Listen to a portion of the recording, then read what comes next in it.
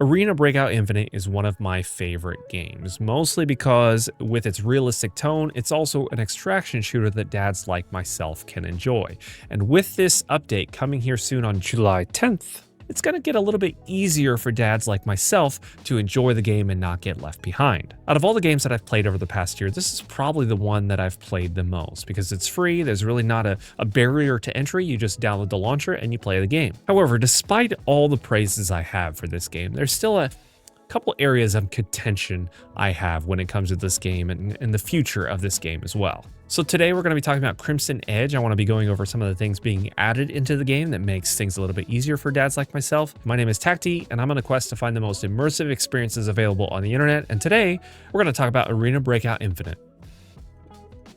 If you don't know what Arena Breakout Infinite is, it is an extraction shooter that takes let's just say some inspiration from Tarkov. They've taken that Tarkov formula and really casualized it to an experience that, like I said, dads myself can enjoy. But if you haven't played before, the general gameplay loop is you have a stash, you have an out of gameplay experience, you have something that you have to manage, you have quests that you have to work for, you have traders that you have to level up. You decide your quests for these traders, and then you go into the maps, depending on which one you want to go into, and then you complete these specific quests for these traders. That's going to level up the traders, so things are going to be a little bit cheaper for you when it comes to buying new things. But ultimately, you go in for like 20 minutes or so, get the stuff you need, complete the quests where they need to be completed at, and then you extract and you kind of manage things from there. What's nice about that is if you're a dad, again, you can go in, play a few raids, come out with some gear, and then level up your character that way, and then put some guns together. In my opinion, one of the best things about these realistic games is their weapon systems and their weapon modification systems. I like to build up guns like I would use them in real life. And since I don't have the money to do that in real life, I just do that in video games like this. And there are some improvements to the game when it comes to that as well. But let's go through this update here. I want to explain a little bit, at least the key features, and I want to share why this game is going to be a little bit better for dads. Like I said, though, there still are some disappointments when it comes to the game, and I'll talk about those here in a second, but I'm more of a glass half full kind of guy. So I'm going to be reading through this and just sharing what's coming with this update. Now, the first thing that we should talk about, kind of the biggest improvement, the biggest expansion into the game is going to be the game modes, because there are already several different game modes that you can play, and depending on the time that you have or the experience that you want, you can play those. Keep in mind as well, this is all free to play, so really you don't have to spend any money to do any of these things. But the biggest thing in my opinion is they're adding a permanent solos mode. For me, solos is a great experience in any game, right? It's great if you can go in and you know you're going to be going against just individuals like yourself, and really just the best positioning wins. Plus, it's kind of easy to just sneak up on other people when you know that there's only going to be one other person around that corner when you hear them. So for me, solos mode is great, and now they're going to be having it as a permanent mode. Now currently what's going on is the solo mode isn't permanent, it just is a limited time kind of game mode there, so you can hop into that when it's available. But with this new update, you're going to be able to play it whenever you want, which is fantastic for the game. Now this will be on the forbidden mode only, so you're going to have high tier loot. Expect the other players to also have that high tier loot, those high powered weapons.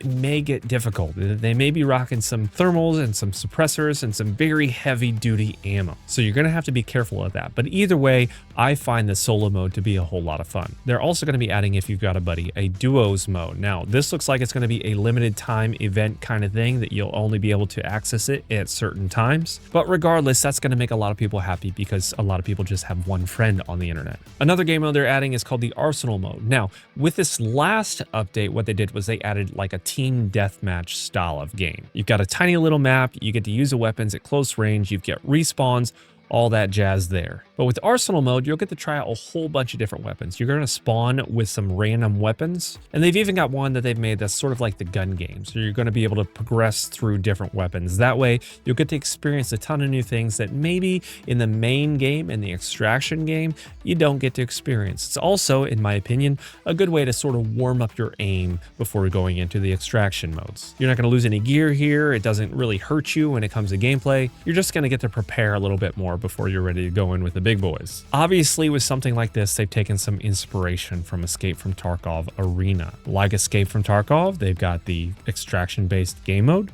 and they also have the arena kind of game mode. So, you know, there's heavy inspiration But another big feature here with this update is that they've expanded the farm. The farm is like the starter village, the starter little map that you go to. And in general, it's been a pretty linear experience across the map. There's not a whole lot of width to the map, just length. So you've got basically 2 lanes to run on, and you're probably going to run into somebody either way. But with this season, they're going to be expanding the map a little bit, so we'll just have to see how the experience changes when it comes to that extra little village, that extra little space that you might have when traversing the map. On all the maps as well, they're going to be adding some new extraction points. You're going to be able to spawn in with your own personal, like, random extraction point, and that's going to have a specific mission or a specific requirement before you can utilize that extraction. However, if you're in a tight squeeze and maybe you have to get rid of your backpack or something like that, you could probably do that. Again, it's one of those things that maybe the gameplay dynamic is going to change, but maybe not. I don't know. We'll just have to see how these random extraction points work. Now, when it comes to loot, though, there is going to be a major change. They put what's essentially a loot extraction chest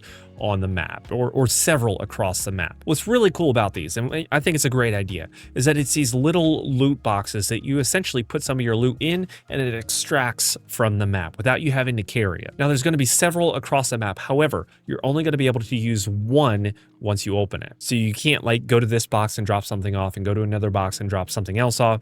You have to put everything back in this specific box. So you can go grab gear and come back and extract all that gear with that box. So again, that just adds to the accessibility for dads, along with having a few other things like having the map in general and a compass. And now with duos, you're going to be able to ping some things. All those things combined make it for a really good experience for dads, myself, along with being free. Free is good. Now, with these extraction games too, there's always some sort of story going on that is really difficult to follow. It really doesn't matter. There's not much of a story to most of the games that I play, at least multiplayer games. And if there's no campaign, there's no real connection, in my opinion, to these stories. But regardless, they're bringing in a new boss with a new squad or something like that called the Abyss Squad.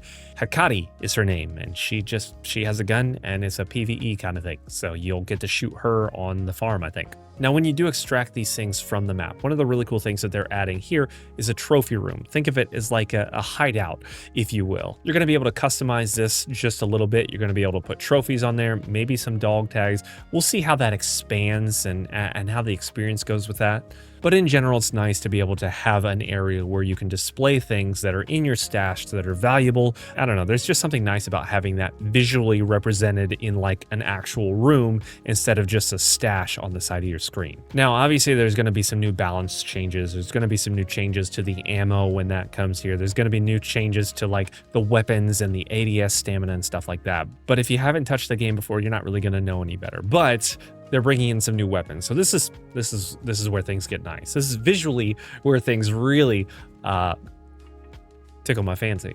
Okay, they're bringing in the AUG here. The AUG is always a good gun. You've got the special weapon optic to it. It's a bullpup 5.56 style of weapon. It looks pretty good. Like everybody knows what that is, what the AUG is, right? Then you've got the Mark 14, which is a heavy hitter. That's going to be chambered in 7.62, and it does have full automatic capabilities, even though it's a marksman rifle. Now you're also going to have the G3. You're going to have the ML lever action rifle. You're going to have the PCC9, a little pistol caliber carbine 9mm, and you're going to be having the T79. Now, even though those are all fantastic things, I'm very happy with all the changes. A lot of people, it seems, are very happy with all the changes. At some point, hopefully, they implement a night mode. I know that's maybe in the works. But despite that, there's a couple things that really kind of makes me upset about this game. First and foremost, the game is not on Steam, and I think there's a very specific reason for that.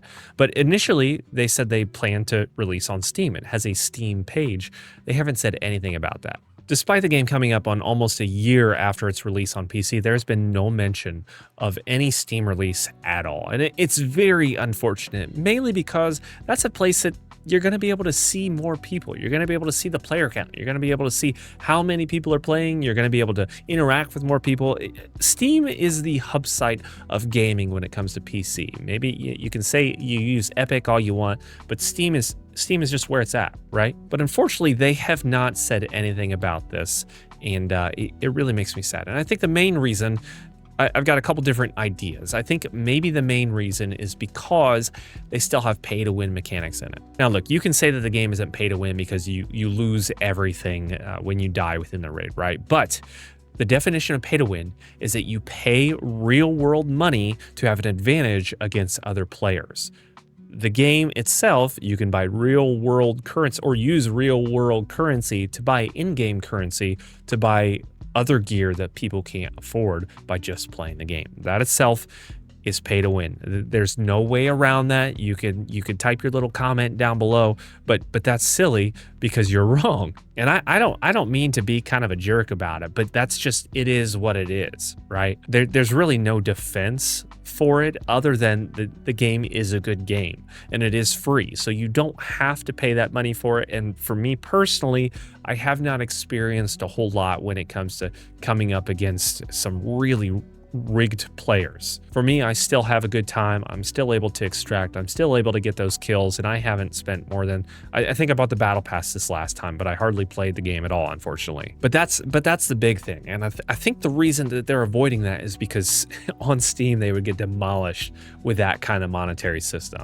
And they're probably not too bummed about this either, because if they do have some sort of microtransaction on Steam, Steam takes 30%. So, you know, they're probably not like really excited about trying to release on Steam. They're probably not pushing for it. They also mentioned something about consoles. I don't know if it's ever coming to consoles. They haven't said anything like that. They're not that great at following through with some of those early promises, or at least those earlier comments. And it's just kind of a bummer because it does make it hard to recommend. Even though I've enjoyed myself a lot and I've enjoyed playing the game, that kind of mechanic just sort of kills it. And I know that the whales are putting their money into it, and I know apparently it's working because the game itself is still doing okay, but it is kind of a bummer. And that's just, it is what it is, I guess. Again, if you want to play the game, you don't have to pay any money for it. You maybe won't run up against players that are just heavy chunky lads, but who's to know? Also, who's to know that you're not going up against bots? I know there are several times that I hop on and I'm just playing with bots because the game has its own launcher, and I don't know if players are actually playing the game at like 4:30 in the morning when I'm trying to play the game. I know that sounds crazy, but that's before my kids are up. That's before I'm doing work. The game just kind of bums me out with that mechanic, and we've tried to change it. We tried to push for it, but if players are still spending money like that, I don't know what else we can do. It is what it is, or something. Overall, though, I am excited for this game, especially that permanent solo mode. I love solo modes, and maybe I'll make a friend and I'll play duo mode. If you want to catch any of that, you can catch me over on my Tactigamer Live channel. I will be streaming that once this comes out. Other than that, though, thank you so much for watching. Let me know what you think about this update. Let me know your thoughts, your ideas, maybe how you feel about the pay to win. If it doesn't bother you, let me know. I'm curious. To me, I wouldn't spend 50 bucks. I think that's the rate, 50 bucks for like 5 million coin or something like that. I can make that in, I don't know, a couple hours of play, but I don't want to spend 50 bucks on something like that. I could lose it all. So let me know. Again, thank you so much for watching. If you enjoy it, give it a like. If you didn't, a dislike. Subscribe for more. And until the next one, blend in until you need to stand out.